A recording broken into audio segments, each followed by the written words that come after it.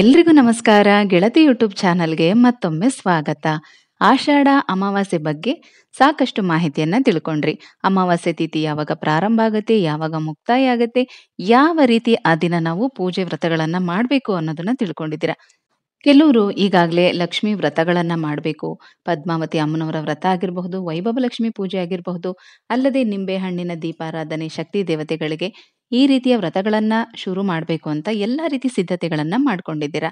ಹಾಗೆ ಅಮಾವಾಸ್ಯೆ ದಿನ ಮನೆಯಲ್ಲೇ ಮಾಡುವಂತ ಧನಲಕ್ಷ್ಮಿ ಯಂತ್ರದ ಪೂಜೆ, ಧನ ಆಕರ್ಷಣೆಗಾಗಿ ಯಾವ ರೀತಿ ಮಾಡಬೇಕು ಅನ್ನೋಂಥ ಸರಳ ವಿಧಾನವನ್ನ ಕೂಡ ತಿಳಿಸ್ಕೊಟ್ಟಿದ್ದೀನಿ.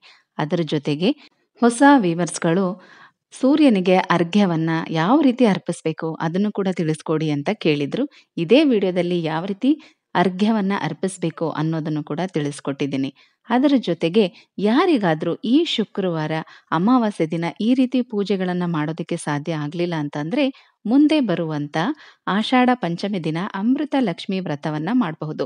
ಒಂದೇ ದಿನದ ವ್ರತ, ಅದನ್ನ ಕೂಡ ತಿಳಿಸ್ಕೊಡ್ತೀನಿ ಮುಂದಿನ ವಿಡಿಯೋದಲ್ಲಿ. ಹಾಗಾಗಿ ಡೇಟ್ ಪ್ರಾಬ್ಲಮ್ ಇರಬಹುದು, ಅನಾರೋಗ್ಯ ಸಮಸ್ಯೆ ಇರಬಹುದು, ಯಾರಿಗಾದ್ರೂ ಈ ಅಮಾವಾಸ್ಯೆ ದಿನ ಲಕ್ಷ್ಮೀ ಪೂಜೆ ಮಾಡಕ್ಕಾಗ್ಲಿಲ್ಲ ಅಂದ್ರೆ ಯೋಚನೆನೆ ಮಾಡಬೇಡಿ. ಮುಂದೆ ಬರುವಂತ ಪಂಚಮಿ ದಿನ ಅಮೃತ ಲಕ್ಷ್ಮಿ ವ್ರತವನ್ನ ಮಾಡಬಹುದು. ಈ ಆಷಾಢ ಅಮಾವಾಸ್ಯೆಯನ್ನ ಮಣ್ಣೆತ್ತಿನ ಅಮಾವಾಸ್ಯೆ ಅಂತ ಕೂಡ ಕರೆಯಲಾಗುತ್ತೆ. ರೈತರು ತುಂಬಾ ಸಂಭ್ರಮದಿಂದ ಆಚರಣೆ ಮಾಡುವಂತ ಹಬ್ಬ ಅಂತಾನೆ ಹೇಳ್ಬಹುದು. ವರ್ಷ ಪೂರ್ತಿ ತಮಗೋಸ್ಕರ ದುಡಿದಿರುವಂತ ಎತ್ತುಗಳಿಗೆ ವಿಶ್ರಾಂತಿ ನೀಡೋ ಸಮಯ. ಎತ್ತುಗಳನ್ನ ಚೆನ್ನಾಗಿ ತೊಳೆದು ಅಲಂಕಾರ ಮಾಡಿ ಅವುಗಳಿಗೆ ಪೂಜೆನ ಮಾಡಿ ಆ ದಿನ ಅವುಗಳಿಗೆ ಯಾವುದೇ ರೀತಿ ಕೆಲಸನೂ ಕೂಡ ಮಾಡಿಸ್ಕೊಳ್ಳದೆ ವಿಶ್ರಾಂತಿಯನ್ನ ಕೊಡ್ತಾರೆ. ಹಳ್ಳಿಗಳಲ್ಲಿ ಎತ್ತುಗಳನ್ನ ಪೂಜೆ ಮಾಡುವಂತ ವಿಶೇಷವಾದ ಹಬ್ಬ ಅಂತಾನೆ ಹೇಳ್ಬಹುದು. ಹಾಗಾಗಿ ಸಂಪ್ರದಾಯ ಇರೋ ಅಂಥವ್ರು ಮಣ್ಣಿನಿಂದ ಎತ್ತುಗಳನ್ನ ಮಾಡಿ ಅವುಗಳನ್ನ ಕೂಡ ಪೂಜೆ ಮಾಡುವಂತ ಪದ್ಧತಿ ಇದೆ. ತುಂಬಾ ಜನರಿಗೆ ಈ ಪದ್ಧತಿ ಇರೋದಿಲ್ಲ. ಅಂಥವ್ರು ಅಮಾವಾಸ್ಯೆ ದಿನ ಮನೆಯಲ್ಲಿ ಪೂಜೆ ಎಲ್ಲ ಮಾಡಿ ಮನೆಯಲ್ಲೂ ಕೂಡ ನಂದಿ ವಿಗ್ರಹನಂತೂ ಎಲ್ರು ಇಟ್ಕೊಂಡೇ ಇರ್ತೀವಿ ಅಲ್ವಾ. ಆ ವಿಗ್ರಹಕ್ಕೆನೆ ಗಂಧ, ಅರಿಶಿಣ, ಕುಂಕುಮ ಹಚ್ಚಿ ಬಿಲ್ವಪತ್ರೆ, ಬಿಡಿ ಹೂಗಳಿಂದ ಪೂಜೆನ ಮಾಡ್ಕೋಬೇಕು. ಆನಂತರ ಬೆಲ್ಲದ ನೈವೇದ್ಯವನ್ನ ಮಾಡಬೇಕು. ಅದ್ರ ಜೊತೆಗೆ ಒಂದು ಸ್ವಲ್ಪ ಅಕ್ಕಿಯನ್ನ ಇಟ್ಟು ನೈವೇದ್ಯ ಮಾಡಿ ಆನಂತರ ಬೇಕಾದ್ರೆ ನೀವು ಅದನ್ನ ನಿಮ್ಮ ಮನೆ ಹತ್ರ ಯಾವ್ದಾದ್ರೂ ಹಸುಗಳಿದ್ರೆ ಅದಕ್ಕೆ ತಿನ್ನಿಸಬಹುದು. ತುಂಬಾ ಒಳ್ಳೇದು. ಅಕಸ್ಮಾತ್ ಯಾವುದು ಹಸುಗಳೇನಾದ್ರೂ ಇರ್ಲಿಲ್ಲ ಅಂತಂದ್ರೆ ನೀವು ಅದನ್ನ ಅಡಿಗೆಗೂ ಕೂಡ ಉಪಯೋಗಿಸ್ಕೊಳ್ಬಹುದು. ಅಮಾವಾಸ್ಯೆ ದಿನ ಬೆಳಗ್ಗೆ ಸೂರ್ಯೋದಯಕ್ಕಿಂತ ಮುಂಚೆನೆ ಎದ್ದು ಮನೆಯೆಲ್ಲ ಕ್ಲೀನ್ ಮಾಡಿ ತಲೆ ಸ್ನಾನ ಮಾಡಿ ಪೂಜೆಗೆ ಸಿದ್ಧತೆ ಮಾಡ್ಕೋಬೇಕು. ಅದಕ್ಕಿಂತ ಮೊದಲು ಸೂರ್ಯನಿಗೆ ಅರ್ಘ್ಯವನ್ನ ಕೊಡಬೇಕು. ಎಲ್ಲಾ ಗ್ರಹಗಳ ರಾಜನಾಗಿರುವ ಸೂರ್ಯನಿಗೆ ಬಹಳ ಹಿಂದಿನ ಕಾಲದಿಂದಲೂ ಪೂಜೆ ನಡೆಸ್ಕೊಂಡು ಬರಲಾಗ್ತಾ ಇದೆ. ಕಣ್ಣಿಗೆ ಕಾಣುವ ಏಕೈಕ ದೇವರೆಂದರೆ ಅದು ಸೂರ್ಯ ಮತ್ತು ಚಂದ್ರ ಇಬ್ರೇನೆ. ಸೂರ್ಯ ದೇವ ಇಡೀ ಭೂಮಿಯ ಸಕಲ ಚರಾಚರಗಳನ್ನು ಸಲಹುವವನು, ಇಡೀ ಜಗತ್ತಿಗೆ ಬೆಳಕನ್ನ ಒದಗಿಸುವವನು. ಆತನಿಗೆ ಒಂದು ಅರೆ ಗಳಿಗೆ ಗ್ರಹಣ ಹಿಡಿದ್ರೂ ಕೂಡ ಇಡೀ ಜಗತ್ತೇ ಅಲ್ಲೋಲ ಕಲ್ಲೋಲಾಗ್ಬಿಡತ್ತೆ. ಆರೋಗ್ಯ ಕೂಡ ಏರುಪೇರಾಗ್ಬಿಡತ್ತೆ. ಮಾನವ ದೇಹ ಸೂರ್ಯನ ಶಕ್ತಿಯೊಂದಿಗೆ ಸರಾಗವಾಗಿ ಕಾರ್ಯನಿರ್ವಹಿಸುತ್ತೆ. ವಿಟಮಿನ್ ಡಿ ಕೊರತೆಯನ್ನ ಸೂರ್ಯನ ಕಿರಣಗಳೇ ನೀಗಿಸುವಂಥದ್ದು. ಅದನ್ನ ನೋಡಿದ್ರೆ ಗೊತ್ತಾಗುತ್ತೆ ಜಗತ್ತಿನ ಮೇಲೆ ಸೂರ್ಯನ ಕೃಪೆ ಎಂತ ಶ್ರೇಷ್ಠವಾದದ್ದು ಅಂತ ಅಲ್ವಾ. ಹೀಗಾಗಿ ಮೊದಲಿನಿಂದನೂ ಕೂಡ ಸೂರ್ಯನನ್ನ ಪೂಜೆ ಮಾಡುವಂತ ಪದ್ಧತಿ ಇದ್ದೇ ಇದೆ. ನಮ್ಮ ಹಿರಿಯರು ಕೂಡ ಅಷ್ಟೇ, ನಮ್ಮ ಅಜ್ಜಿ ತಾತ ಅವ್ರು ಬೆಳಗ್ಗೆ ಮುಖ ತೊಳೆದಿದ ತಕ್ಷಣ ಸೂರ್ಯನಿಗೆ ನಮಸ್ಕಾರ ಮಾಡೋರು. ಕೆಲವ್ರಿಗೆ ಅರ್ಘ್ಯ ಕೊಡೋ ವಿಧಾನ ಗೊತ್ತಿತ್ತು, ಅದರ ಮಹತ್ವ ಗೊತ್ತಿತ್ತು, ಕೆಲವ್ರಿಗೆ ಗೊತ್ತಿರ್ಲಿಲ್ಲ. ಹಾಗಾಗಿ ಅವರು ಕೈಕಾಲು ಮುಖ ತೊಳೆದಿದ ತಕ್ಷಣ ಸ್ನಾನ ಮಾಡಿದ ತಕ್ಷಣ ಸೂರ್ಯನಿಗೆ ನಮಸ್ಕಾರ ಮಾಡೋರು. ಹಾಗಾಗಿನೇ ಅವರೆಲ್ರಿಗೂ ಕೂಡ ಆರೋಗ್ಯ ತುಂಬಾನೇ ಚೆನ್ನಾಗಿರ್ತಾ ಇತ್ತು. ತುಂಬಾ ವರ್ಷಗಳ ಕಾಲ ಅವರು ಬದುಕಿರ್ತಾ ಇದ್ರು. ಅವ್ರಿಗೆ ಈ ಚರ್ಮ ರೋಗಗಳು, BP, ಶುಗರು, ಹಾರ್ಟ್ ಪ್ರಾಬ್ಲಮ್ ಇಂಥ ಸಮಸ್ಯೆಗಳು ಅವ್ರಿಗೆ ಬರ್ತಾನೆ ಇರಲಿಲ್ಲ.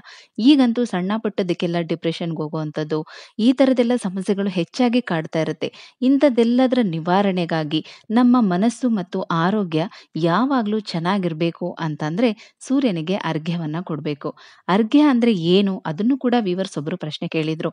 ಪ್ರತಿದಿನ ತಾಮ್ರ ಅಥವಾ ಹಿತ್ತಾಳೆಯ ಚೆಂಬಲ್ಲಿ ನೀರನ್ನ ತಗೊಂಡು ಅದಕ್ಕೊಂದು ಸ್ವಲ್ಪ ಅಕ್ಷತೆ, ಕೆಂಪು ಹೂವನ್ನ ಹಾಕಿ ಪೂರ್ವಾಭಿಮುಖವಾಗಿ ನಿಂತ್ಕೊಂಡು, ಅಂದ್ರೆ ಸೂರ್ಯನ ಯಾವ ಕಡೆ ಸೂರ್ಯ ಹುಟ್ಟುತ್ತೋ ಆ ಕಡೆಗೆ ಮುಖ ಮಾಡಿ ನಿಂತ್ಕೊಂಡು ತುಳಸಿ ಗಿಡ ಅಥವಾ ಬೇರೆ ಯಾವುದೇ ಗಿಡ ಅದಕ್ಕೆ ನಾವು ನೀರನ್ನ ಅರ್ಪಿಸ್ಬೇಕು. ಸೂರ್ಯ ಜಗತ್ತಿಗೆ ಬೆಳಕು ಕೊಡೋರು. ಅಂದ್ರೆ ಅವರಲ್ಲಿ ಎಷ್ಟು ಶಾಖ ಇರುತ್ತೆ ಅನ್ನೋದು ಗೊತ್ತೇ ಇರುತ್ತೆ. ಹಾಗಾಗಿ ಸೂರ್ಯನ ತಂಪು ಮಾಡೋ ಸಲುವಾಗಿ ಅರ್ಘ್ಯವನ್ನ ಅರ್ಪಿಸ್ಬೇಕು. ಇದರಿಂದ ಸೂರ್ಯದೇವ ತುಂಬಾನೇ ಸಂಪ್ರೀತಿ ಆಗ್ತಾರೆ. ತಾಮ್ರದ ಚೆಂಬಲ್ಲಿ ನಾವು ಅರ್ಘ್ಯವನ್ನ ಅರ್ಪಿಸೋದ್ರಿಂದ ಅಂದ್ರೆ ನೀರನ್ನ ಅರ್ಪಿಸೋದ್ರಿಂದ ತುಂಬಾನೇ ಒಳ್ಳೆಯದು. ತಾಮ್ರ ತಂಪು. ಆ ಕಾರಣದಿಂದನೇ ತಾಮ್ರದ ಚೆಂಬಲ್ಲಿ ಸೂರ್ಯನಿಗೆ ಅರ್ಘ್ಯವನ್ನ ಅರ್ಪಿಸ್ಬೇಕು. ಆ ನೀರಿಗೆ ಒಂದ್ ಸ್ವಲ್ಪ ಅಕ್ಷತೆ, ಒಂದ್ ಸ್ವಲ್ಪ ಕೆಂಪು ಹೂಗಳನ್ನ ಹಾಕೊಂಡು ನಮ್ಮ ಎರಡೂ ಕೈಯಲ್ಲಿ ತಾಮ್ರದ ಚೆಂಬನ್ನ ಇಟ್ಕೊಂಡು ಸೂರ್ಯ ಯಾವ ಕಡೆ ಹುಟ್ಟುತ್ತಾ ಇರ್ತಾರೋ ಆ ಕಡೆಗೆ ಮುಖ ಮಾಡಿ ನಿಂತುಕೊಂಡು ನಾವು ತುಳಸಿ ಗಿಡದ ಮೇಲೆ ನೀರನ್ನ ಅರ್ಪಿಸ್ಬೇಕು. ಅಂದ್ರೆ ಎರಡೂ ಕೈಯನ್ನ ಸ್ವಲ್ಪ ಮೇಲೆ ಎತ್ತಿ ಅಲ್ಲಿ ಸೂರ್ಯ ಗಾಯತ್ರಿ ಮಂತ್ರವನ್ನ ಹೇಳ್ತಾ ಅಥವಾ ಓಂ ನಮೋ ಭಗವತೆ ಸೂರ್ಯ ನಾರಾಯಣಾಯ ಅಂತ ಹೇಳ್ತಾ ನಾವು ನೀರನ್ನ ಗಿಡದ ಮೇಲೆ ಹಾಕ್ಬೇಕು. ಇದು ಅರ್ಘ್ಯ ಕೊಡುವ ವಿಧಾನ. ಸೂರ್ಯನನ್ನ ತಂಪು ಮಾಡೋ ಸಲುವಾಗಿ. ಇದರಿಂದ ಸೂರ್ಯ ಸಂಪ್ರೀತಿ ಆಗ್ತಾರೆ. ಆರೋಗ್ಯ ಭಾಗ್ಯ, ಚರ್ಮಕ್ಕೆ ಸಂಬಂಧಪಟ್ಟಂತ ಸಮಸ್ಯೆಗಳೇನಾದ್ರೂ ಇದ್ರೆ ಅದು ಕೂಡ ನಿವಾರಣೆ ಆಗುತ್ತೆ. ನಮ್ಮ ಯಾವುದೇ ಕೆಲಸ ಕಾರ್ಯಗಳಲ್ಲೂ ಕೂಡ ನಮ್ಗೆ ಯಶಸ್ಸು ಅನ್ನೋದು ಸಿಗತ್ತೆ. ಏಕಾಗ್ರತೆ ಕೂಡ ಹೆಚ್ಚಾಗತ್ತೆ. ಮಕ್ಕಳಿಗೂ ಕೂಡ ಪ್ರತಿದಿನ ಇದನ್ನ ಅಭ್ಯಾಸ ಮಾಡಿಸ್ಬೇಕು. ಅವರು ಅರ್ಘ್ಯವನ್ನ ಕೊಡೋದಿಲ್ಲ ಅಂದ್ರೂ ಕೂಡ ಬೆಳಗ್ಗೆನೆ ಸ್ನಾನ ಆಗಿದ ತಕ್ಷಣ ಸೂರ್ಯನಿಗೆ ನಮಸ್ಕಾರ ಮಾಡಿಸೋದನ್ನು ಕೂಡ ನಾವು ಮಕ್ಕಳಿಗೂ ಕೂಡ ಅಭ್ಯಾಸ ಮಾಡಿಸ್ಬೇಕು. ಈ ರೀತಿ ಮಾಡೋದ್ರಿಂದ ಜಾತಕದಲ್ಲೇನಾದ್ರೂ ಸೂರ್ಯನ ದೋಷ ಇದ್ರೆ ಸೂರ್ಯನ ದೋಷ ಮಾತ್ರ ಅಲ್ಲದೆ ಬೇರೆ ಗ್ರಹಗಳ ದೋಷ ಏನಾದ್ರೂ ಇದ್ರೂ ಕೂಡ ಅದು ನಿವಾರಣೆ ಆಗ್ಬಿಡುತ್ತೆ. ಯಾಕಂದ್ರೆ ಸೂರ್ಯನನ್ನ ಗ್ರಹಗಳ ರಾಜ ಅಂತ ಹೇಳ್ತಾರೆ. ಹಾಗಾಗಿ ನಾವು ಸೂರ್ಯನಿಗೆ ಒಂದು ಸೇವೆ ಮಾಡೋದ್ರಿಂದ ಬೇರೆ ಗ್ರಹಗಳ ಸಮಸ್ಯೆಗಳೇನಾದ್ರೂ ಇದ್ರೆ ದೋಷಗಳೇನಾದ್ರೂ ಇದ್ರೆ ಅದು ಕೂಡ ನಿವಾರಣೆ ಆಗ್ಬಿಡುತ್ತೆ. ನಾನಿಲ್ಲಿ ನಿಮಗೆ 2 ರೀತಿಯ ತಾಮ್ರದ ಚೆಂಬನ್ನ ತೋರಿಸ್ದೆ. ಒಂದು ಸಣ್ಣದು, ಇನ್ನೊಂದು ದೊಡ್ಡದು. ಯಾಕಂದ್ರೆ ನಾವು ತೋರಿಸಿದೀವಿ ಅಂತ ಹೇಳಿ ಈ ತರದ್ರಲ್ಲೇ ನಾವು ನೀರು ಅರ್ಪಿಸ್ಬೇಕು ಅಂತ ತಿಳ್ಕೊಳಕ್ ಹೋಗ್ಬೇಡಿ. ನಿಮ್ಮ ಮನೇಲಿ ಯಾವ್ದಿದೆಯೋ ಅದರಲ್ಲೇ ನೀವು ನೀರನ್ನ ಅರ್ಪಿಸಬಹುದು. ಇಲ್ಲ ಅಂದ್ರೆ ಸಣ್ಣ ಚೆಂಬನ್ನೇ ತಗೊಳ್ಳಿ. ಅದು ನಿಮ್ಗೆ ₹100 ಒಳಗಡೆನೆ ಸಿಕ್ಬಿಡುತ್ತೆ. ಹಾಗಾಗಿ ಯಾರೆಲ್ಲ ತಾಮ್ರದ ಚೆಂಬು ಇಲ್ಲ ಅಂತ ಹೇಳ್ತಿರೋ ಇವತ್ತೇ ನೀವು ಅದನ್ನ ತಗೊಂಡ್ ಬಂದು ಇಟ್ಕೊಳ್ಳಿ. ಎಲ್ಲಾ ಗ್ರಂಥಿಗೆ ಅಂಗಡಿಗಳಲ್ಲೂ ಕೂಡ ಸಿಗುತ್ತೆ. ನಾಳೆ ಅಮಾವಾಸ್ಯೆಯಿಂದ ನೀವು ಪ್ರಾರಂಭ ಮಾಡಿ. ಅಥವಾ ಭಾನುವಾರ ರವಿ ಪುಷ್ಯಾಮೃತ ಯೋಗ ಇರುತ್ತೆ. ಆ ದಿನದಿಂದನೂ ಕೂಡ ನೀವು ಸೂರ್ಯನಿಗೆ ಅರ್ಘ್ಯವನ್ನ ಅರ್ಪಿಸೋ ಒಂದು ಸೇವೆಯನ್ನ ಪ್ರಾರಂಭ ಮಾಡಬಹುದು. ಬೆಳಗ್ಗೆ 6:30 8 ಗಂಟೆವರೆಗೂ ಕೂಡ ಮಾಡಬಹುದು. ಅಂದ್ರೆ ಬೆಳಗ್ಗೆ 8 ಗಂಟೆ ಒಳಗಾಗಿ ಮಾಡಬಹುದು. ಸೂರ್ಯನಿಗೆ ನದಿ ತೀರದಲ್ಲೇನೆ ಅರ್ಘ್ಯವನ್ನ ಕೊಡಬೇಕು ಅಂತ ಹೇಳ್ತಾರೆ ಶಾಸ್ತ್ರದ ಪ್ರಕಾರ. ಆದ್ರೆ ಪ್ರತಿದಿನ ನಾವು ನದಿ ತೀರಕ್ಕೆ ಹೋಗಿ ಅರ್ಘ್ಯ ಕೊಡೋದಿಕ್ಕೆ ಆಗೋದಿಲ್ಲ ಅಲ್ವಾ? ಹಾಗಾಗಿ ತೀರ್ಥಕ್ಷೇತ್ರಗಳಿಗೆ ಹೋದಾಗ ಅಲ್ಲಿ ನೀವು ನದಿ ಸ್ನಾನ ಮಾಡೋದಕ್ಕೆ ಅಂತ ಹೋದಾಗ ಅಲ್ಲಿ ನೀವು ಅರ್ಘ್ಯವನ್ನ ಕೊಡಬಹುದು. ಬೆಳಗ್ಗೆ ನಿಮ್ದು ಸ್ನಾನ ಎಲ್ಲ ಆದ್ಮೇಲೆ ನದಿ ನೀರ್ ಒಳಗಡೆನೆ ನಿಂತ್ಕೊಂಡು ಪೂರ್ವಾಭಿಮುಖವಾಗಿ ಅಂದ್ರೆ ಸೂರ್ಯ ಹುಟ್ಟೋ ಕಡೆಗೆ ಮುಖ ಮಾಡಿ ನಿಂತು ಎರಡೂ ಕೈಯಿಂದ ನೀರನ್ನ ಎತ್ಕೊಂಡು ಸೂರ್ಯನ ಮಂತ್ರವನ್ನ ಹೇಳ್ತಾ ನದಿ ಒಳಗಡೆಗೆ ನೀರನ್ನ ಬಿಡಬೇಕು. ಈ ರೀತಿ ಮಾಡೋದ್ರಿಂದ ಖಂಡಿತವಾಗ್ಲೂ ಒಳ್ಳೆ ಫಲಗಳೇ ಸಿಗುತ್ತೆ. ಆ ಸೂರ್ಯನ ಆಶೀರ್ವಾದ ಕೂಡ ಸಿಗುತ್ತೆ. ನದಿ ತೀರಕ್ಕೆ ನಾವು ಪ್ರತಿದಿನ ಹೋಗಿ ಅರ್ಘ್ಯವನ್ನ ಕೊಡೋದಿಕ್ಕಾಗೋದಿಲ್ಲ. ಹಾಗಾಗಿ ಮನೆಗಳಲ್ಲಿ ಈ ರೀತಿಯಾಗೂ ಕೂಡ ನಾವು ಸೂರ್ಯನಿಗೆ ಅರ್ಘ್ಯವನ್ನ ಅರ್ಪಿಸಬಹುದು. ಇನ್ನು ಕೆಲವರು ತುಳಸಿ ಗಿಡ ಇಲ್ಲ, ಬೇರೆ ಯಾವುದೇ ಗಿಡ ಇಟ್ಕೊಂಡಿಲ್ಲ ಅಂತ ಹೇಳ್ತಾರೆ. ಅಂಥವ್ರು ಮಾಡಿ ಮೇಲೆ ಟೆರೆಸ್ ಮೇಲೂ ಕೂಡ ಬಿಡಬಹುದು. ಆದ್ರೆ ಆ ನೀರನ್ನ ಯಾರು ತುಳಿಬಾರ್ದು. ಆ ರೀತಿ ಒಂದು ಮೂಲೆನಲ್ಲಿ ನಿಂತ್ಕೊಂಡು ನೀವು ಅರ್ಘ್ಯವನ್ನ ಕೊಡಬಹುದು. ಸಾಮಾನ್ಯವಾಗಿ ಶುಕ್ರವಾರ ಅಂದ್ರೇನೆ ಲಕ್ಷ್ಮೀ ಪೂಜೆ. ಅದರಲ್ಲೂ ಶುಕ್ರವಾರ ಅಮಾವಾಸ್ಯೆ ಬಂದಿದೆ ಅಂದ್ರೆ ಲಕ್ಷ್ಮೀ ಪೂಜೆಗೆ ಇನ್ನೂ ವಿಶೇಷ ಅಲ್ವಾ? ಹಾಗಾಗಿ ಧನಲಕ್ಷ್ಮಿ ಯಂತ್ರದ ಪೂಜೆನೂ ಕೂಡ ನೀವು ಆ ದಿನ ಮಾಡಬಹುದು. ತುಂಬಾನೇ ಸರಳವಾದ ವಿಧಾನ. ಈಗಾಗಲೇ ಸಾಕಷ್ಟು ಜನ ಕುಬೇರ ಯಂತ್ರದ ಪೂಜೆಯನ್ನ ಮಾಡಿದ್ದೀರಾ. ಅದೇ ರೀತಿ ಇದು ಕೂಡ ಧನಲಕ್ಷ್ಮಿ ಯಂತ್ರ. ಇದನ್ನ ನೀವು ರೆಡ್ ಇಂಕ್ ಪೆನ್ನಲ್ಲೇ ಬರಿಬೇಕು.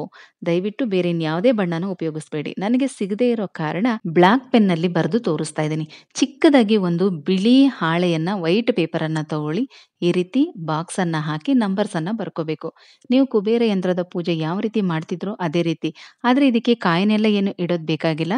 4 ಮೂಲೆಗೂ ಅರಿಶಿನ ಕುಂಕುಮನ ಹಚ್ಚಿ ಒಂದು ಪ್ಲೇಟ್ ಮೇಲೆ ಅಕ್ಕಿನ ಹಾಕಿ ಅದರ ಮೇಲೆ ಈ ಯಂತ್ರನ ಇಟ್ಟು ಅದಕ್ಕೆ ಸ್ವಲ್ಪ ಬಿಡಿ ಹೂಗಳು ಅಥವಾ ಕೆಂಪು ಹೂಗಳನ್ನ ಹಾಕಿ ಅದರ ಮುಂದೆ 2 ವಿಳ್ಯದೆಲೆ, 2 ಬಟ್ಲಡಿಕೆ, ಬಾಳೆಹಣ್ಣು ಇದನ್ನ ಇಟ್ಟು ನೀವು ಪೂಜೆ ಮಾಡಬೇಕು ಅಷ್ಟೇನೆ. ನಿಮ್ಮ ಕಳಸದ ಪಕ್ಕದಲ್ಲಿ ಅಂದ್ರೆ ಬಲಭಾಗ ಅಥವಾ ಎಡಭಾಗದಲ್ಲಿ ಅಥವಾ ಕಳಸದ ಮುಂಭಾಗದಲ್ಲೂ ಕೂಡ ಇಡಬಹುದು. ಈ ರೀತಿ ಧನಲಕ್ಷ್ಮಿ ಯಂತ್ರನ ಇಟ್ಟು ನೀವು 2 ವಿಳ್ಯದೆಲೆ, 2 ಬಟ್ಲಡಿಕೆ, ಬಾಳೆಹಣ್ಣು ಇದನ್ನ ನೈವೇದ್ಯಕ್ಕಿಟ್ಟು ಪೂಜೆ ಮಾಡಬಹುದು. ಇಲ್ಲಿ ಕೊಟ್ಟಿರೋ ಈ ಒಂದು ಚಿಕ್ಕ ಮಂತ್ರವನ್ನ 108 ಸಲ ಜಪ ಮಾಡಬೇಕು ಅಷ್ಟೇನೆ. ನೀವು ಈ ರೀತಿ 5 ಶುಕ್ರವಾರ ಮಾಡಬಹುದು. ಪೂಜೆ ಎಲ್ಲ ಆದ ನಂತರ ನಿಮ್ ಮನೆ ಪೂಜೆನೂ ಕೂಡ ಎಲ್ಲನೂ ಮುಗಿಸಿ ಆದ ನಂತರ ಈ ಯಂತ್ರದ ಮುಂದೆ ಇಟ್ಟಿರುವಂತ 2 ವಿಳ್ಯದೆಲೆ, 2 ಬಟ್ಲಡಿಕೆಯನ್ನ ಮಡಚಿ ನಿಮ್ಮ ಪರ್ಸ್ ನಲ್ಲಿ ಇಟ್ಕೊಳ್ಳಿ. ಹೊರಗಡೆ ಹೋಗೋರು ವ್ಯಾಪಾರ ವ್ಯವಹಾರಕ್ಕೆ ನಿಮ್ಮ ಬಿಸ್ನೆಸ್ಗೆ ಖಂಡಿತವಾಗ್ಲೂ ಚೆನ್ನಾಗಿ ಧನ ಆಗಮನ ಆಗತ್ತೆ. ಮನೇಲಿರೋ ಹೆಣ್ಮಕ್ಳು ಕೂಡ ಅಷ್ಟೇ ನಿಮ್ಮ ಪರ್ಸ್ನಲ್ಲಿ ಇದನ್ನ ಇಟ್ಕೊಂಡಿರ್ಬೇಕು. ಈ ವಾರ ನೀವು ಪೂಜೆ ಮಾಡಿ ಇಟ್ಕೊಂಡಿದ್ದನ್ನ ಮತ್ತೆ ಮುಂದಿನ ಗುರುವಾರ ಅದನ್ನ ತೆಗೆದು ಅಡಿಕೆನ ಹಾಗೆ ಎತ್ತಿಟ್ಕೊಳ್ಳಿ. ಎಲೆ ಅಂತೂ ಒಣಗೋಗ್ಬಿಟ್ಟಿರತ್ತೆ. ಅದನ್ನ ಕೈಯಿಂದನೇ ಪುಡಿ ಮಾಡಿ ಯಾವುದೇ ಗಿಡಕ್ಕೂ ಕೂಡ ಹಾಕ್ಬಹುದು. ಮತ್ತೆ ಮುಂದಿನ ವಾರಕ್ಕೂ ಕೂಡ ಅಷ್ಟೇ ಅದೇ ಅಡಿಕೆನ ತೊಳೆದು ಮತ್ತೆ ನೀವು ಪೂಜೆಗೆ ಉಪಯೋಗಿಸ್ಕೊಳ್ಬಹುದು. ಮತ್ತೆ ಅದೇ ರೀತಿ 2 ವೀಳ್ಯದೆಲೆ ಇದೇ ಬಟ್ಲಡಿಕೆಯನ್ನ ಧನಲಕ್ಷ್ಮಿ ಯಂತ್ರದ ಮುಂದೆ ಇಟ್ಟು ಪೂಜೆ ಮಾಡಿ ಮತ್ತೆ ಹಾಗೆ ಅದನ್ನ ತೆಗೆದು ಪರ್ಸ್ನಲ್ಲಿ ಇಟ್ಕೊಳ್ಳಿ. ಈ ರೀತಿ ಮಾಡೋದ್ರಿಂದ ಇನ್ನೇನು ದುಡ್ಡು ಖಾಲಿ ಆಗ್ತಾ ಇದೆ ಅಂತ ಅನ್ಕೊಳ್ಳೋ ಅಷ್ಟರಲ್ಲಿ ಯಾವುದಾದ್ರೂ ಮುಖಾಂತರ ಮತ್ತೆ ಬಂದು ದುಡ್ಡು ನಿಮ್ಮ ಕೈ ಸೇರುತ್ತೆ. ತುಂಬಾನೇ ಸರಳವಾದ ವಿಧಾನ, ಸರಳವಾದ ಪೂಜಾ ವಿಧಾನ. 5 ವಾರ ಮಾಡಿ ನೋಡಿ. ನಿಮಗೆ ಈ ರೀತಿ ದುಡ್ಡು ಬರ್ತಾ ಇದೆ ಅನ್ಸಿದ್ರೆ ನೀವು ಪ್ರತಿ ಶುಕ್ರವಾರ ಹಾಗೆ ಮುಂದುವರಿಸಬಹುದು. ಬೆಳಗ್ಗೆನೆ ಪೂಜೆ ಮಾಡಿ ಒಂದು 10 ನಿಮಿಷ ಬಿಟ್ಟು ಎಲೆ ಅಡಿಕೆನ ತಗೊಂಡು ಪರ್ಸ್ನಲ್ಲಿ ಇಟ್ಕೊಳ್ಳಿ. ಸಂಜೆಗೆ ಮತ್ತೆ ಇನ್ನೊಂದ್ಸಲ ತುಪ್ಪದ ದೀಪ ಎಲ್ಲ ಹಚ್ಚಿ ಪೂಜೆ ಮಾಡಿ ಆದ ನಂತರ ಆ ಧನಲಕ್ಷ್ಮಿ ಯಂತ್ರನ ತೆಗೆದು ನಿಮ್ಮ ಬೀರಿನಲ್ಲಿ ಇಟ್ಕೊಳ್ಳಿ. ಮತ್ತೆ ಮುಂದಿನ ವಾರ ಅದೇ ಯಂತ್ರನ ಇಟ್ಟು ನೀವು ಅದೇ ರೀತಿ ಪೂಜೆ ಮಾಡಬೇಕು. ಇನ್ನು ಪ್ಲೇಟಲ್ಲಿ ಇಟ್ಟಿರುವಂಥ ಅಕ್ಕಿಯನ್ನ ನಿಮ್ಮ ವೆಜ್ ಅಡುಗೆಗೆ ಉಪಯೋಗಿಸ್ಕೊಳ್ಬಹುದು. ತುಂಬಾನೇ ಸರಳವಾದಂಥ ಪೂಜಾ ವಿಧಾನ. ಈ ಅಮಾವಾಸ್ಯೆಯಿಂದನೇ ಶುರು ಮಾಡಿ ನಿಮಗೆ ಆಷಾಢ ಮಾಸದಲ್ಲಿ 5 ಶುಕ್ರವಾರಗಳು ಕೂಡ ಸಿಗುತ್ತೆ. ನೀವು ಮಾಡುವಂಥ ಲಕ್ಷ್ಮೀ ಪೂಜೆ ಜೊತೆಗೆ ಸರಳವಾಗಿ ಈ ರೀತಿ ಧನಲಕ್ಷ್ಮಿ ಯಂತ್ರದ ಪೂಜೆನ ಮಾಡಬೇಕು. 108 ಸಲ ಈ ಚಿಕ್ಕ ಮಂತ್ರವನ್ನ ಮಾತ್ರ ಹೇಳ್ಕೋಬೇಕು.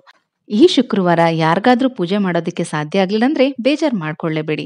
ಮುಂದೆ ಇನ್ನೂ ಒಂದು ಒಳ್ಳೆ ದಿನ ಯಾವ ರೀತಿ ಪೂಜೆ ಮಾಡಬೇಕು ಅನ್ನೋದನ್ನ ಖಂಡಿತವಾಗ್ಲೂ ತಿಳಿಸ್ಕೊಡ್ತೀನಿ. ಹೋಗ್ಬರ್ಲಾ?